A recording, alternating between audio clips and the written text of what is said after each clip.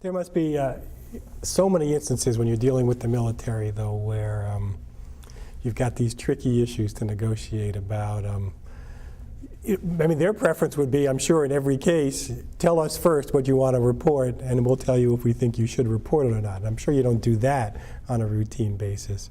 But people must routinely tell you things that they want off the record, and then you have to decide whether you're going to agree to that or whether on the issue of ground rules, I'm always, and I've always been, and this was instilled in me in Reuters when I first became a journalist, be precise with your sources. If they say it's off the record, make sure your definition of off the record is the same as their definition of off the record.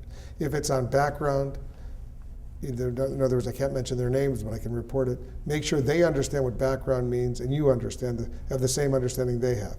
If it's on deep background, we have all these areas. If it's on the record, just be precise and know that they may not know, a government official or somebody, what all these terms mean. So just be precise with them. So if you are going to report it, they won't be surprised. And all these years later, I'm exactly like that. So if I go into a meeting with someone and he or she starts talking and giving me information, I always make sure, look, are we talking on the record? Are we talking off the record? Are we talking on background, deep background? And sometimes I have to give them a little explanation, a tutorial on what all that means.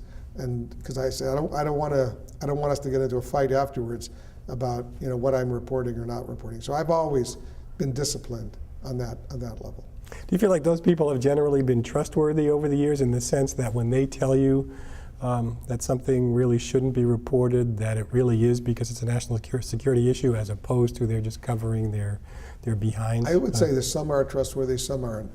Some are just political nervous Nellies or whatever, and some really do have.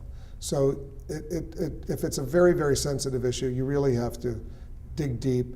And sometimes you have to get multiple sources, and we always, had an expression, and I'm sure you've heard it a million times. Journalists. I'm not a cynical journalist, but I am a skeptical journalist. And remember, one of my early mentors in journalism said to me, "Be skeptical. Rule of thumb: if your mother tells you she loves you, get a second source." So I've always been skeptical, but not cynical, and I think there's a difference.